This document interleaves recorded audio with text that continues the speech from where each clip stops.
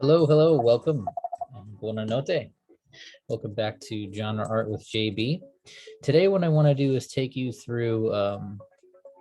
uh, take you along with me on this journey, this digital painting journey, as I go through and just work into this character on the right side here a little bit. This is actually a image that I'm preparing for a demo and lecture that I'll be doing on Sid Mead. And I'm going to be doing that through the Atelier at Flower Field, located in Smithtown, New York.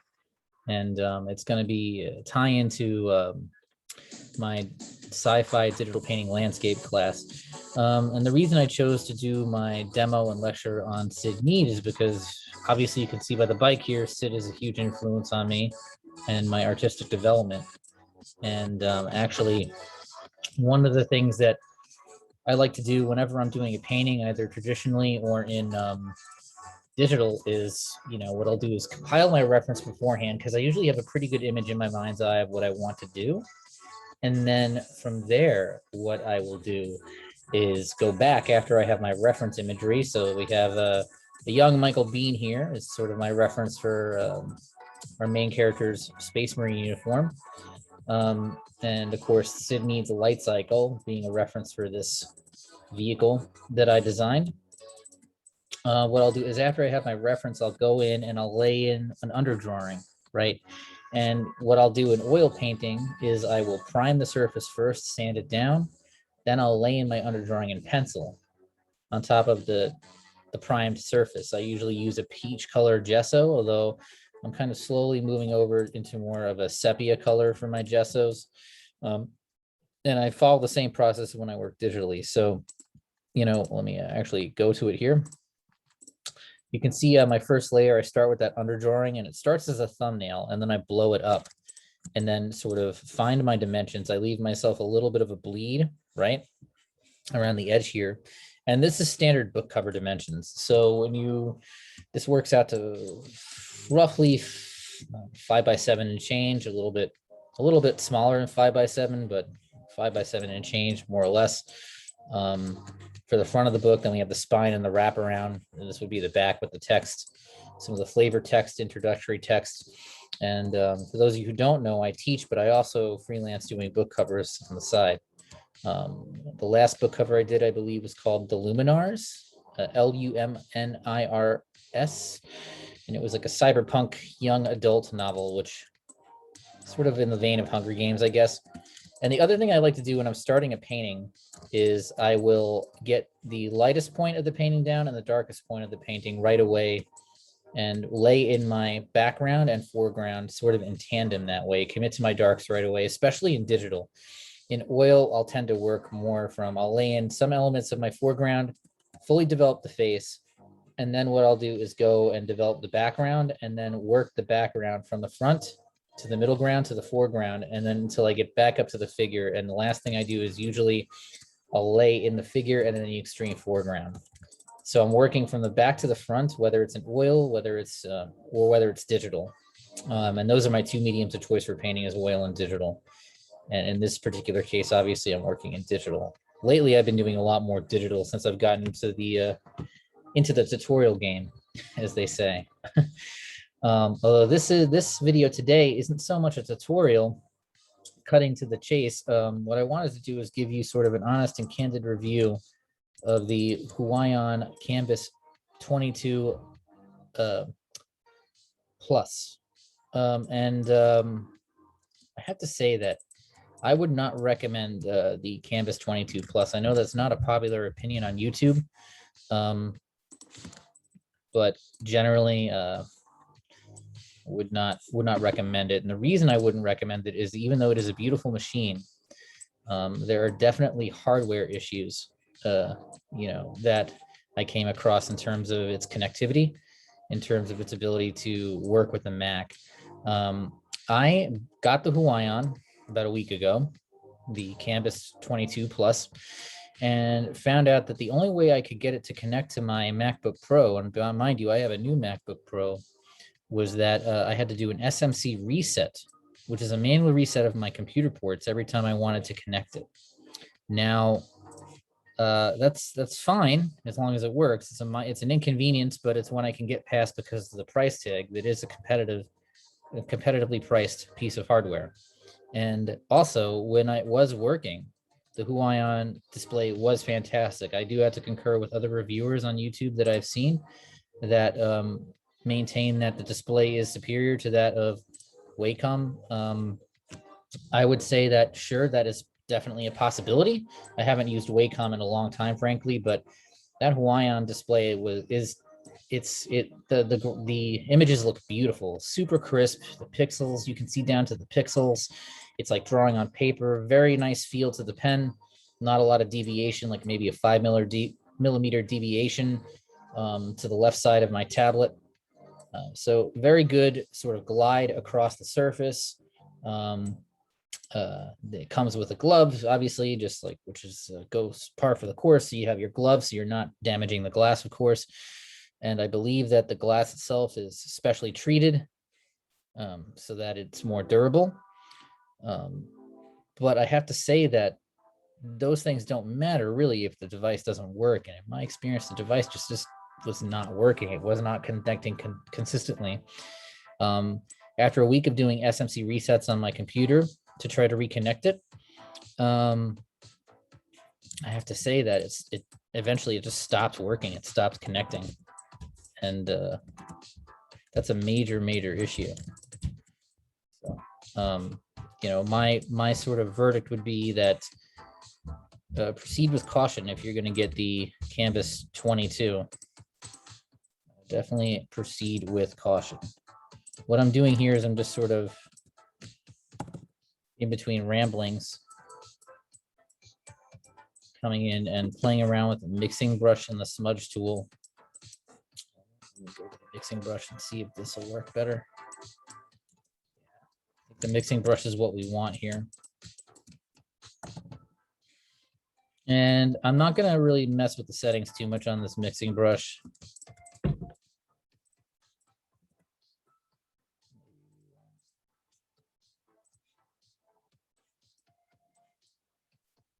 Instead of a smudge tool, maybe what we want is oil. We can also go to some of the basic oil brushes here.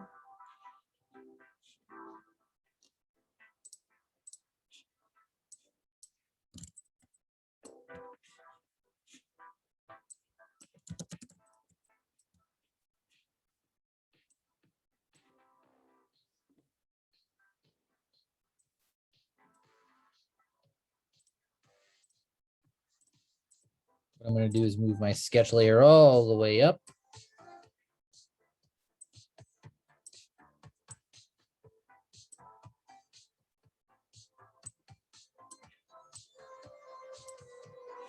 So I can see what the heck I'm doing.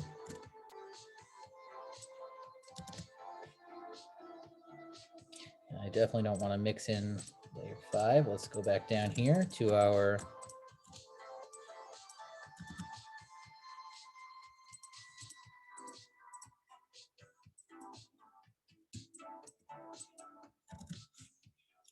clean our brush.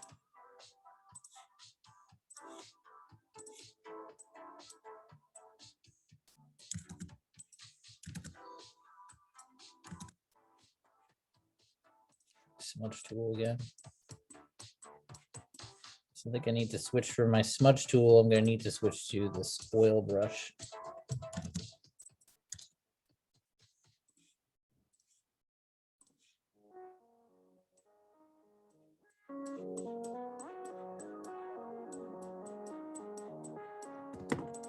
And I'm also doing this Microsoft Paint style because my tablet is not working. And yes, I know it makes me sort of a dinosaur and it's kind of insane.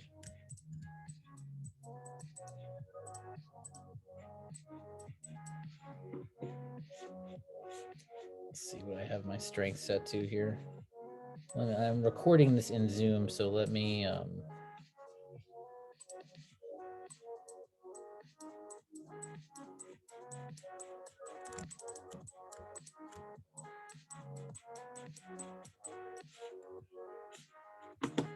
let's do strength. Let's move that up.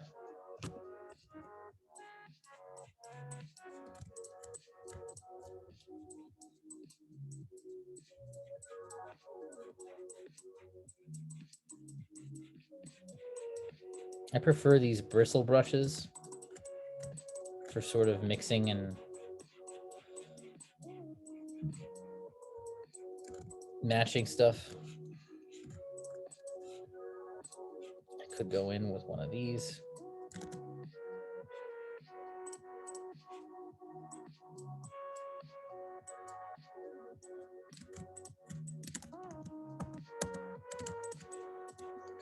Here.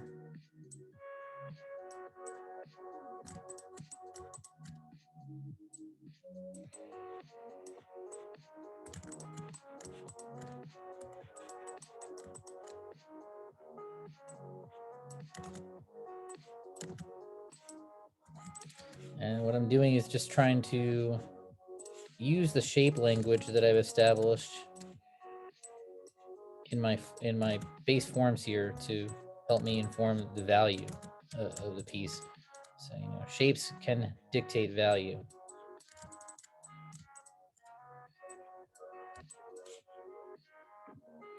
I'm gonna take some color from down here from this belt.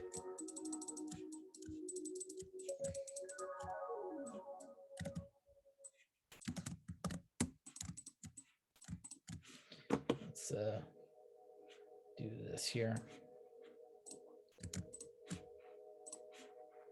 Let's knock this opacity down. Knock this up.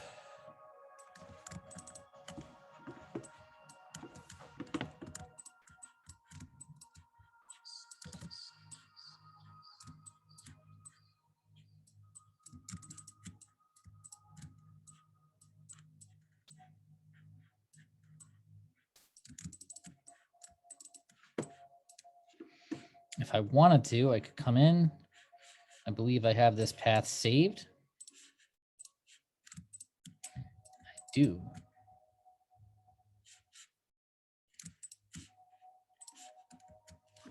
Problem is I have the whole thing saved.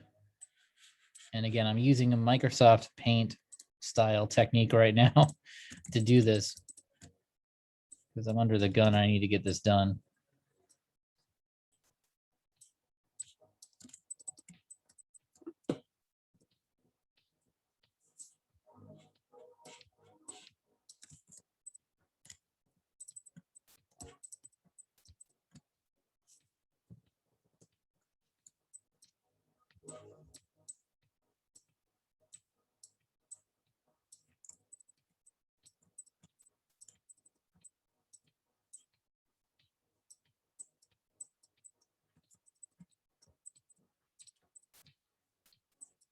Another weird thing happened to me today. A recruiter from a studio reached out and they wanted me to interview for a position. And just a word to the wise, be careful whenever you get these sorts of messages from recruiters because it was very fishy. They messaged me at like, I don't know, 8 o'clock at night, and they were like, can you interview right now for the position? And I thought it was a little weird. It's a little late for an interview, but sure. And then, so I do the interview, go through the whole rigmarole. It's a very pleasant conversation. It's a little awkward, but pleasant enough, right? And then I realized it's getting really late. I wanted to go and wish my fiance good night. And so I said, it's been a pleasure talking to you. At that point, it sounded like they were pretty keen on me for the position. They were ready to email me a company computer and get started producing assets for them on a part-time basis. So I said, yeah, you know, sounds good. Would you mind kindly, you know, emailing the next steps to my email? And I gave them my email address and said, you know, I do apologize. This is getting late here on the East Coast because that's where I am. I said, could you, you know, just email me my point of contact and any necessary paperwork I need to sign. And they just got really snarky after that. Like, hey, you know, hold on now, be patient. You need to be patient and listen to instructions. And I'm thinking, you reached out to me through a recruiter, and now you're telling me I need to be patient when it's 9 o'clock at night and I'm trying to get in there and wish my fiance good night. And they were offering a pretty good chunk of money too. But when they came back and they were told me I wasn't being patient, that I needed to listen to instructions, to me, that was a very huge red flag that, you know, they just weren't not being respectful of my time. And, you know, because again, my time with my family is important to me. And I think that a work-life balance is important, and that you need to be very aware of the culture of the place that you work at. And I just was like, you know what? Sorry, I just don't think I'd be a good fit. Thank you, but no thank you. And sometimes that'll happen. You know, I worked in graphic design for years, and I was actually a graphic designer for Pink for a time. Lovely team of people that I met at Pink. Ultimately, not the best fit for me. Company culture to be kind of, you know, at least in the upper management level, to be problematic. Not a healthy work-life balance. And, you know, it's Manhattan, it's New York City, you know, it's a special breed of people that are able to thrive in that sort of a high pressure environment. It really is, you know, the stereotype about New York being sort of, if you can make it New York, you can make it anywhere. It's definitely true. I'm a New Yorker, born and raised, and I can tell you that the pace of life in this town is definitely more manic than in other areas. And so I really, really like how this is kind of coming along so far. I like the sort of shapes that are playing off each other here. I like the marks that are sort of evolving as I kind of, you know, push and pull the different forms. And right now I'm keeping it very impressionistic. This is just sort of my, you know, this is just sort of my preliminary sort of wash in of the values. And when I look at this, I'm really trying to look at this in black and white, as opposed to whatchamacallit, as opposed to color, right? Even though I am painting in color, I am very much trying to envision this as a black and white piece. She's going to be a pretty badass space marine when she's done. But yeah, just a word to the wise to all you youngins out there.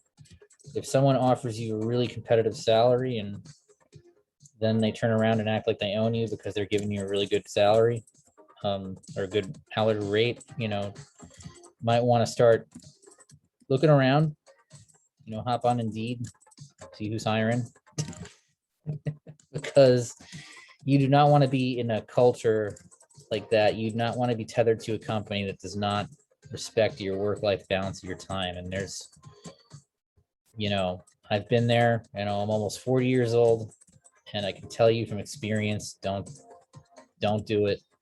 There will be other artists out there that'll say, hey, you know, you got to suck it up. You got to, you know, eat crow, and you know what rolls downhill. Yeah. Tell it to the judge, put it in the paycheck. I mean, the thing is, like, and even if they put it in the paycheck, that doesn't give them carte blanche to own you off of working hours.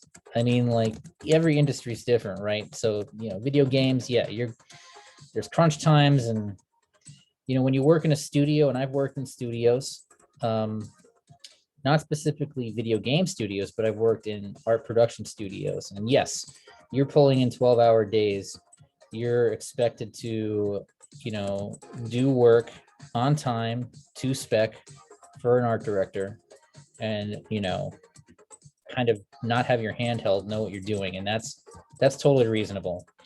But what's not reasonable is when you clock out, you're out, right? When you drive home, you're home.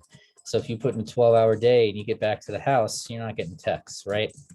In the morning, when you get up and you have breakfast, you're not getting texts. You go in there and then you talk to your point person, and then they fill you in on what's going on for that day. That's the difference. And it's understood that, you know, this is crunch time because we have to meet this specific deadline for this specific event. Usually it's not like that all year round at a company. I'm not going to name the company that I was actually talking to, but needless to say that I just got a bad feeling from them. And that was sort of like based on my 20 years of being in the workforce, you know, post, post turning into an adult. Because before going into art, I worked plenty of jobs, some good, some bad, some that, both related, unrelated to art. I was a mail carrier. I was a mail carrier. I was a statue. I worked in a statuary. Basically, I laid cement. That was an interesting job. Yeah, so I've done quite my fair share of diverse jobs, and some of them I met great people through. Some of them I met quite the set of eclectic characters through. I can tell you this, go out there and live life, right? Get experience different things. The one benefit I can say from pursuing an art career, working tons of different jobs that some were ambivalent about, some I thought were pretty cool, some I hated. Each experience was a new experience, and it was an experience that I grew from and learned from, and in some cases met people that I will always remember that impacted me in one way or another. But yeah, no, I gotta develop that skill for kind of sussing out what is sounds like a solid opportunity where, yes, you'll be expected to work hard and pull your weight on a team, from a company that is just trying to take advantage of you. And sometimes there's that gray area too, right? Like, where, again, if you're on a deadline, sometimes the expectations do shift. I've worked at studios where I've thrown up from exhaustion, and but everybody else, including my boss, was also thrown up from exhaustion. He was right in the trenches with us. And so that's sort of like, in that case, it's a different circumstance. And the main difference being our time was respected, and our humanity was also respected and appreciated. And not only was, craftsmanship rewarded, but effort and attitude was also something that was factored into the opportunities that were afforded to you at that studio. And that's kind of a place you want to be. So now that I'm looking at this, I'm just going to shift this around. I know I'm kind of rambling in this video, but it's actually, again, almost 10:58, kind of doing a bunch of waxing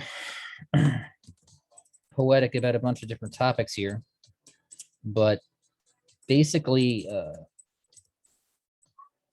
that's my Siamese cat in the background. Basically, the whole the clickbait title of the video, the whole Huion Camvas 22 review, circling around back to that, I would say I would not recommend it, unfortunately. Again, this hardware was great. I felt the performance was satisfactory, above satisfactory, that I was able to do some amazing work. Just to give you an example of what I did do on the Huion, I did this bike on the Huion, and I wouldn't have been able to really pull this off doing it Microsoft Paint style on my 13-inch MacBook Pro.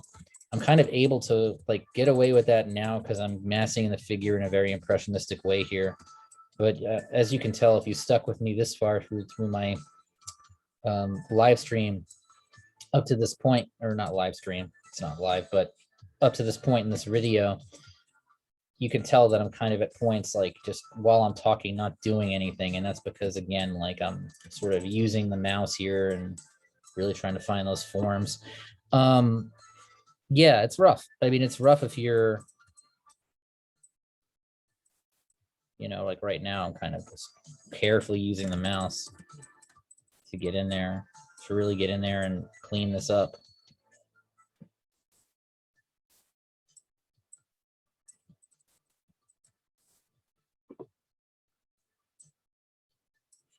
And again, you could also do one of these things where you're coming in.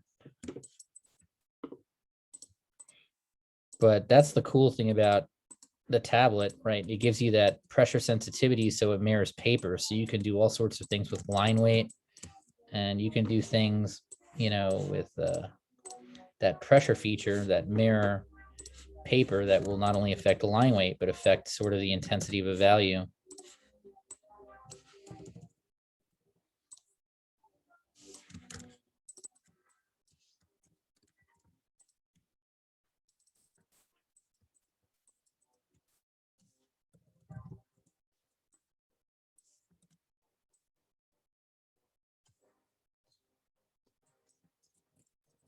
Crazy about that.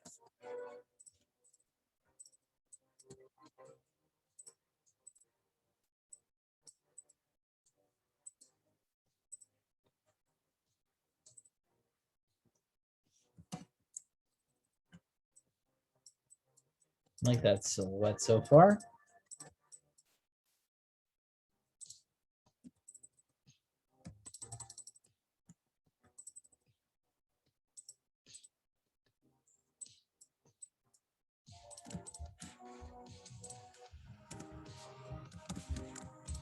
I'm actually taking her hand in a little bit there from the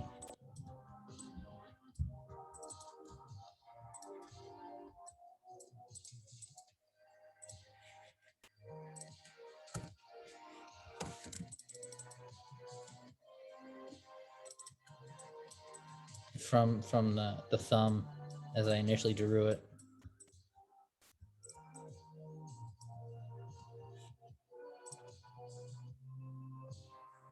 Ah, drats, I got rid of that work path, didn't I?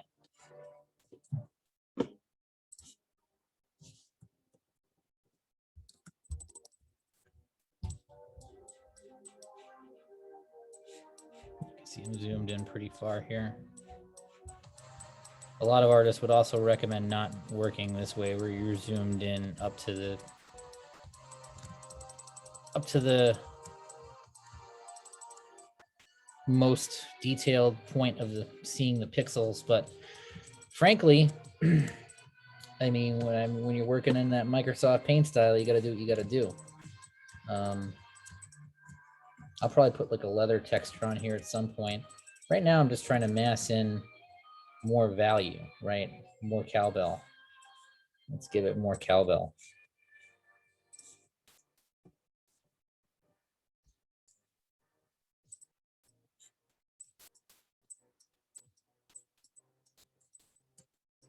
I should give it a prize to anybody who can guess the studio that reached out to me.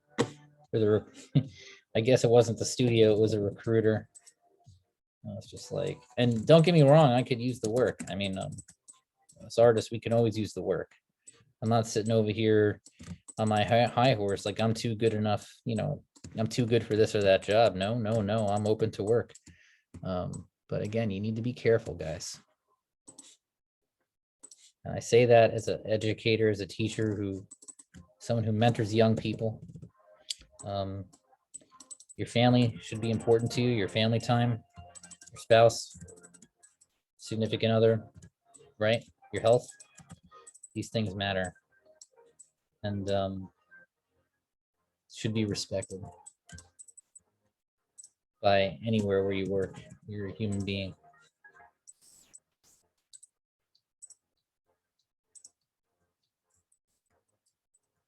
I'm actually going to start paying a little more attention to Mr. Dwayne Hicks over here. Let's get some darker camo tones in here.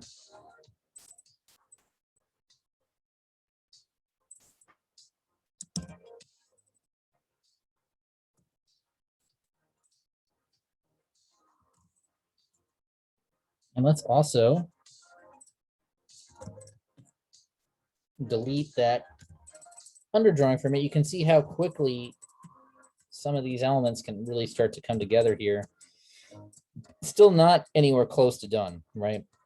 Like if we look at that face is a pretty decent level of finish there.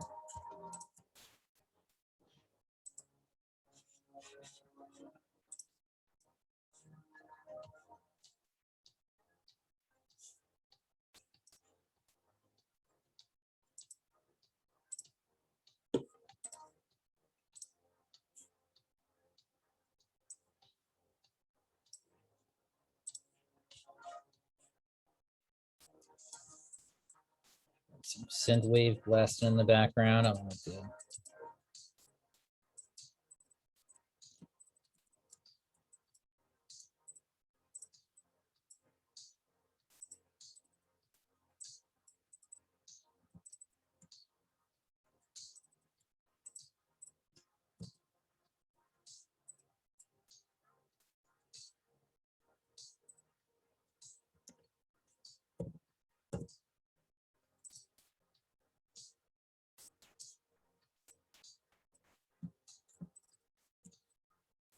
like to zoom out, get a sense of where I'm going, where I'm coming from here.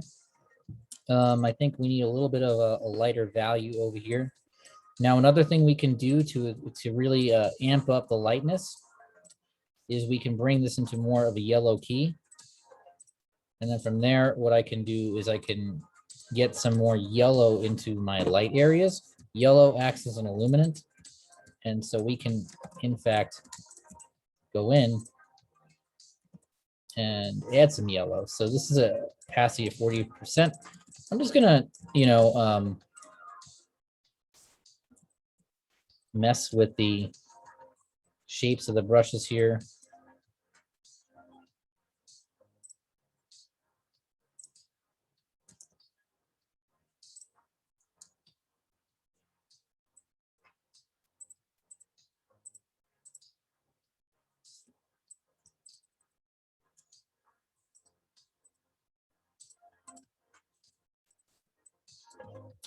I do have a hair follicle on that layer.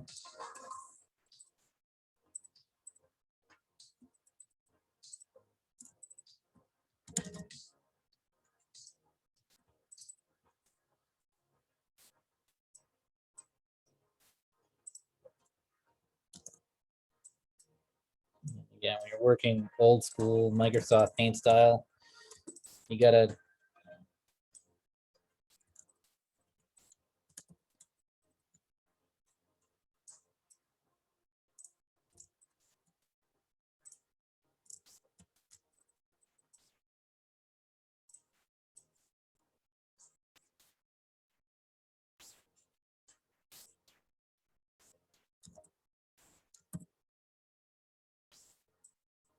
generally to keep my opacity at around 86.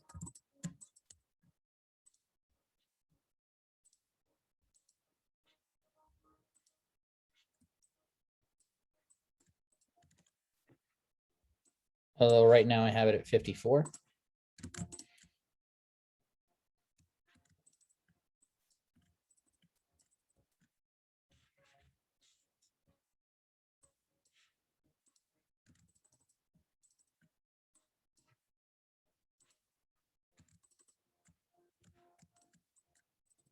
Not getting too detailed here.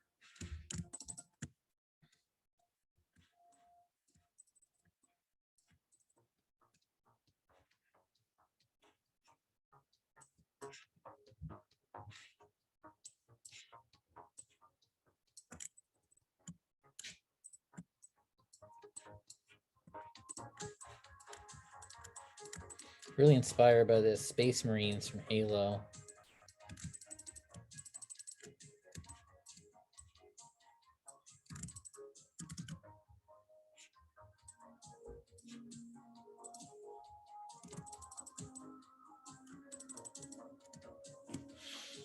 Then again, I can kind of really get a sense of where I want to go with this.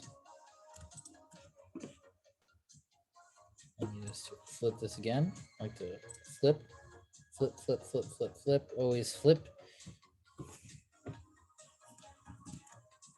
If your workspace gets cluttered, one thing you can do, just go to View, or actually Workspace, Reset Essentials.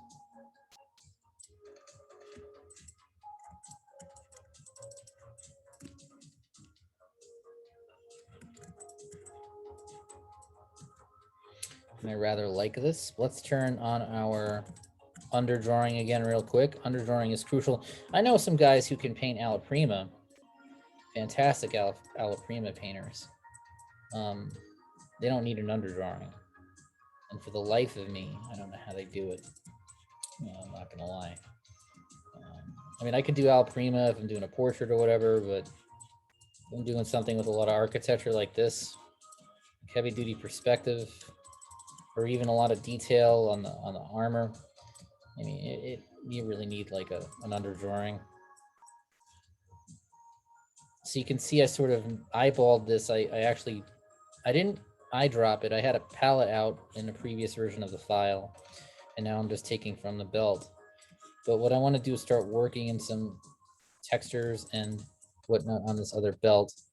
Before I do that, let me go to my mixing brush here. Take stock Oriental, Command S.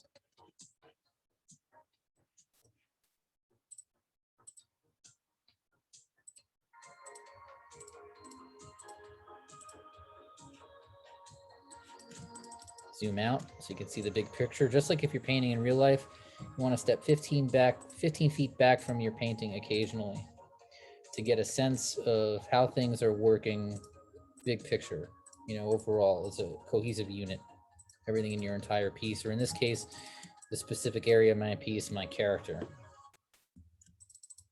I'm gonna have to go in and soften our edges as well. Typically when I'm doing a path using the path tool, one way you can get a really good soft edge really quickly is feathering. But since I kind of got rid of my path inadvertently that I had when I siloed out the ground color here, I lost that nice soft edge. So at the end, when I merge all this, I'll go back in and soften out the silhouette around her so she'll mesh better with the middle ground and background of my piece. Even on this car, believe it or not, I softened out the edges a little bit. You can see even on the shadow here, soften this out way more because this is sort of, we're changing textures, right? The car, I kept a little more crisp than normal because it's chrome. We have a lot of reflective surface. It's very mechanical and inorganic, even though the lines are evocative of something that's organic. With humans, specifically the face, very few hard edges. There's a few in there here and there, but overall very sort of soft features. Hair you want to treat as one mass. And I actually, in full transparency, did find a few brushes on the line from Brush Easy that works well with, indicating certain hairstyles. So some of this was a preloaded brush, just a full disclosure there. Again, with the type of character I'm doing, it worked for my purposes. If I had to, I would go in and just paint this out completely, like I did with the face and like I'm doing with the body here. I typically don't do little to no photo bashing because I'm not really on a crazy deadline with this stuff. Actually, my traditional work up to this point has been more time sensitive than my digital work.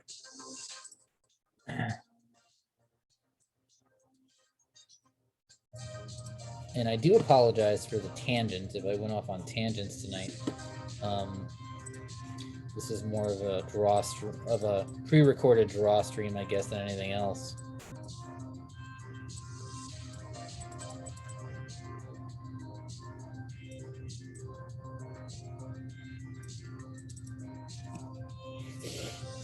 And then what we want to do is maybe go here. Well, one thing we can do with a regular brush is we can jack with the opacity here.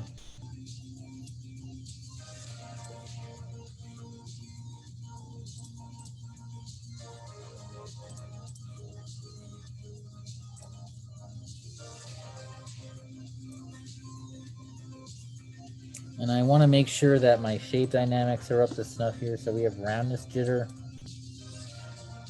minimum roundness, slip X jitter, tilt scale, pen tilt,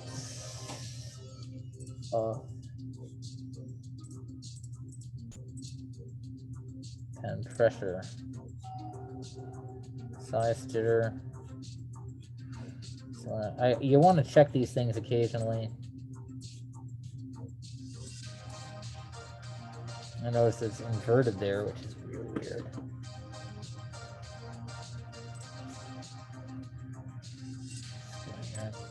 Shape dynamics again.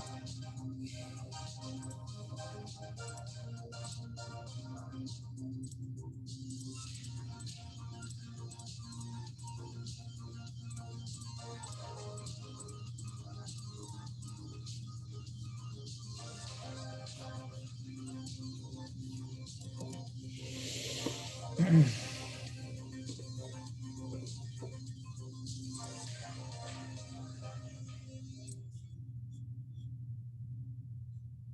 the brush settings.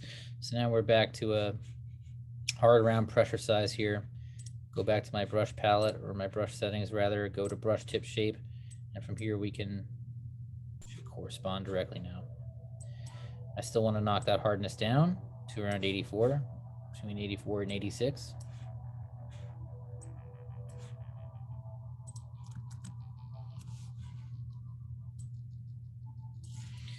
And if I had a tablet, I would just sort of draw these edges in.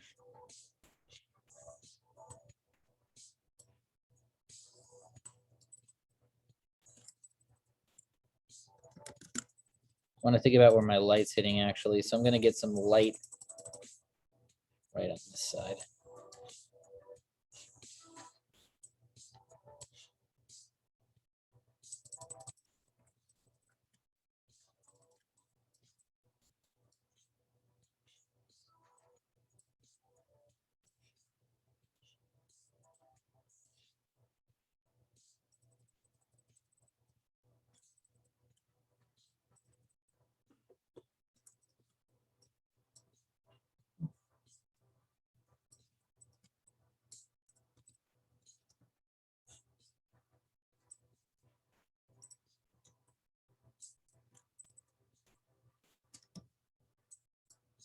And they come in here.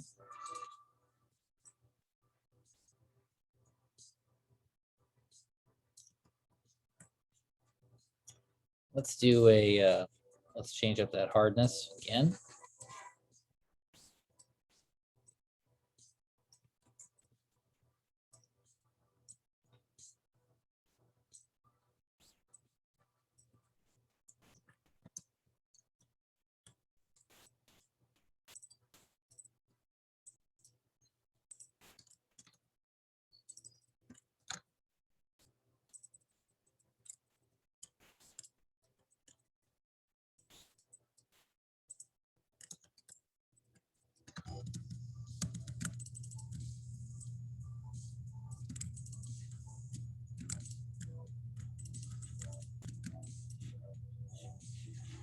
We need to add some darker values along this arm over here.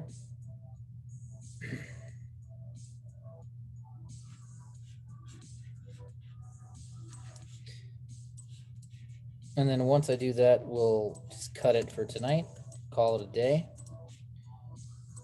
And I will be posting more of an update on this particular piece when I give my Sid Mead talk in a few days.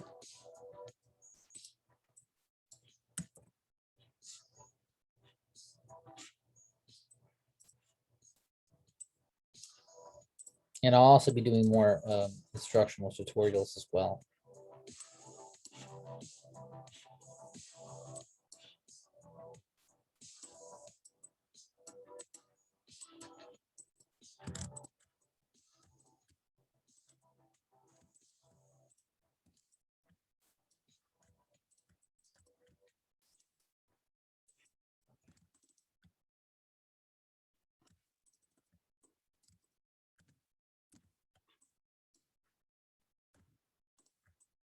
That looks pretty good. Let's take one look here and see how it looks without that underdrawing.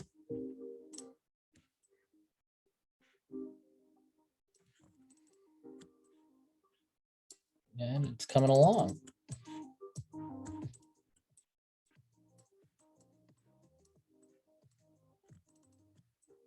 All right. I'm going to stop the recording here. But I want to bid you all a good night. Buona notte. And until next time, right? Have a good evening.